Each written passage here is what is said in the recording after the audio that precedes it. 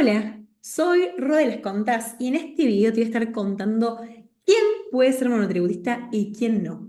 Y a su vez vamos a indagar en detalle en los diferentes tipos de monotributo que existen. Antes de comenzar, debes saber que dentro de lo que es el mundo de AFIP, ahora ARCA, o ex-AFIP podemos decirlo también, existen dos grandes regímenes. El régimen simplificado o monotributo y el régimen general. De acuerdo a las características del contribuyente y según se trate de una persona física o jurídica, analizaremos en cuál de estos regímenes realizar la inscripción para comenzar. En el caso de una persona física, lo ideal es comenzar por el monotributo, pero a veces no se cumple con los requisitos o los parámetros. En este video vamos a estar hablando de los requisitos particularmente y en un próximo video sobre los parámetros en detalle. ¿Qué es el monotributo? El monotributo es un régimen simplificado que le permite a todos aquellos emprendedores, profesionales independientes y pequeños contribuyentes que estén iniciando con su negocio estar inscritos ante AFIP o ARCA o ex-AFIP. Facturar, contar con obra social y al mismo tiempo realizar aportes para una futura jubilación. Todo esto a un bajo costo en comparación al régimen general. La cuota de este régimen, la cuota del monotributo, es mensual y está compuesta por tres componentes. Sin embargo, en la credencial del monotributo nos podemos encontrar con hasta cinco componentes. Comenzamos indagando de qué se tratan estos tres componentes que integran la cuota mensual del monotributo. El primer componente es el impuesto integrado, que es el impuesto propiamente dicho, y el monto varía de acuerdo a la categoría en la cual se encuentra el contribuyente. Este componente cubre lo que es impuesto a las ganancias y el impuesto al valor agregado. Esto surge del artículo 6 de la ley 26.565. Otro de los componentes es el aporte jubilatorio, que es el aporte que se realiza para una futura jubilación y varía a medida que vamos aumentando de categoría.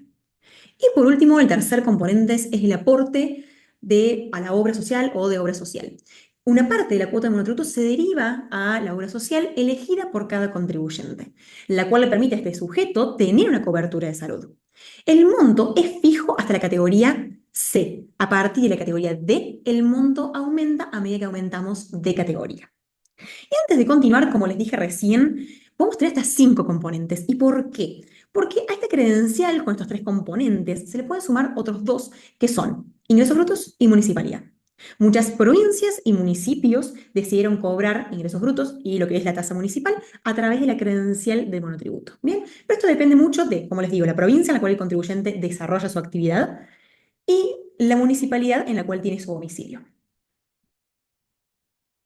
¿Cuáles son los requisitos que se tienen que cumplir para ser monotributista?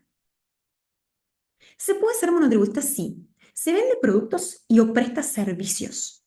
El contribuyente integra una cooperativa de trabajo.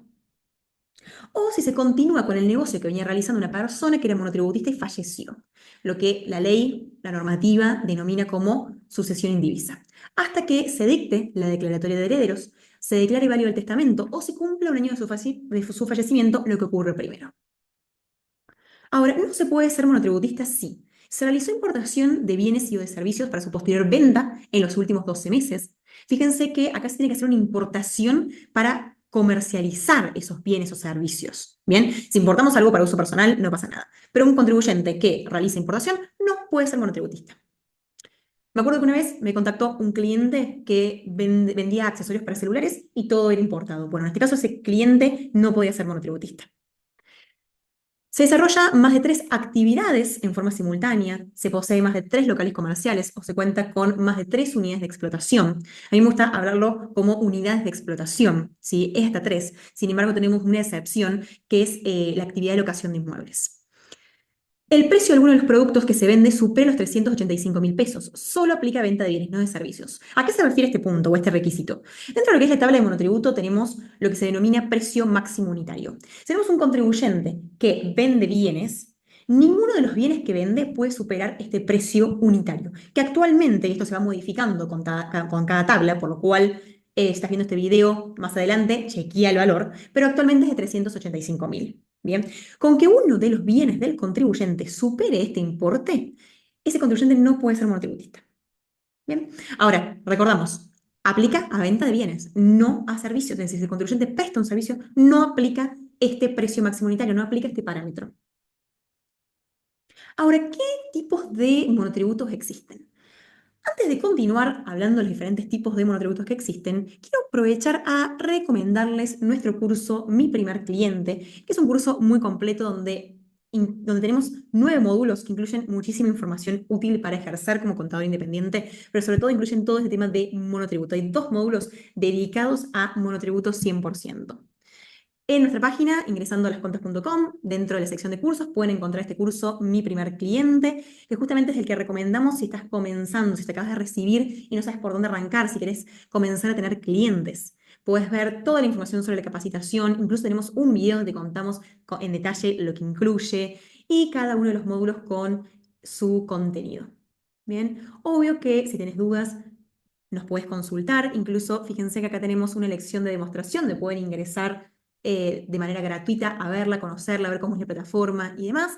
Pero bueno, no dejen de leer toda la información que incluye esta capacitación. Y continuamos entonces con los diferentes tipos de monotributos que existen. Dentro de los tipos de monotributo vamos a encontrar el monotributo general, ¿sí? O monotributo, que es del cual estuvimos hablando hasta recién. Monotributo promovido o monotributo social. ¿De qué se tratan estos dos tipos de monotributo? Vamos a comenzar con el promovido. Para poder darse de alta en el monotributo promovido, se deben cumplir ciertos requisitos. Son varios requisitos, así que mucha atención con los requisitos que se deben cumplir. En primer lugar, ser una persona física mayor de 18 años de edad. Desarrollar exclusivamente una única actividad independiente. No ser importador de bienes o servicios y no poseer local o establecimiento estable, excepto que la actividad se desarrolle, sea efectuada en la casa habitación del contribuyente. Desarrollar una de las actividades consideradas aceptadas de acuerdo al anexo 1 del RG 2746. Ojo, porque para lo que es el monotributo promovido tenemos un anexo que está en esta RG, que es la 2746, y la que establece qué actividades se pueden utilizar o se pueden dar de alta en lo que es el monotributo promovido. Que la actividad sea la única fuente de ingresos, ¿sí? No pudiendo adherir jubilados, pensionados, empleados en relación de dependencia o quienes obtengan o perciban otros ingresos de cualquier naturaleza, ya sean nacionales, provinciales o municipales, excepto los provenientes de planes sociales. Ojo con este tema de planes sociales, porque es un tema que va cambiando muchísimo y siempre les recomiendo que si un contribuyente tiene planes sociales, lo consultemos antes con ANSES para no meter la pata. No poseer más de una unidad de explotación. Cuando la actividad se trate de prestación de servicios, es decir, se presten servicios, hay un requisito puntual que dice no llevar a cabo en el año calendario más de 6 operaciones con un mismo sujeto, ¿sí? Ni superar en casos de recurrencia los 105.000 pesos en cada operación. Esto es una actualización que surge de la ley 27.743. Entonces, fíjense, se pueden realizar hasta 6 operaciones con el mismo sujeto y tenemos un tope, ¿sí? En estos casos de recurrencia. No ser empleador, es decir, no se puede tener empleados. No ser contribuyente del impuesto sobre los bienes personales. No haber obtenido en el año calendario inmediato al momento de adhesión ingresos superiores al tope para categoría A. Bien. El monotributo promovido y el social, ya lo vamos a ver, a diferencia de lo que es el monotributo, no tiene una tabla. Bien. El tope de ingresos es el tope de categoría A, tanto para el promovido como para el social. Entonces siempre nos debemos siempre debemos observar los parámetros de categoría A para estos tipos de monotributo. Cuando durante dicho lapso se perciban ingresos correspondientes a periodos anteriores, también deberán ser computados a los efectos de determinar, de calcular este límite. A su vez, es muy importante en lo que es el monotributo promovido llevar un control mensual de lo facturado en los 12 meses inmediatos anteriores para no excederse del tope anual, que recordemos que es el de categoría A. Sin embargo, como excepción, que esto también fue actualizado por la ley 27743, y por única vez se permite que los ingresos superen el tope en no más de 520.000 pesos. No haber superado los 2 años de graduado, en el caso de profesionales universitarios, contados a la fecha del título, y que el mismo se hubiera obtenido sin obligación de pago de matrículas ni cuotas por los estudios cursados. Las sucesiones indivisas no pueden permanecer en este tipo de monotributo, incluso cuando se trata son continuadoras de un sujeto que era promovido, el contribuyente monotributista promovido. ¿Bien? Ahora, ¿cómo se realiza el alta del tipo de monotributo? El alta se realiza de la misma manera que realizamos el alta de monotributo normal. siguiendo cada uno de los pasos desde el portal monotributo. Solo que en lugar de tildar voy a realizar trabajo independiente, tildamos como trabajador promovido, es decir, la tercera opción. Monto a pagar por mes, y esto fue actualizado por el decreto 444 del 2023.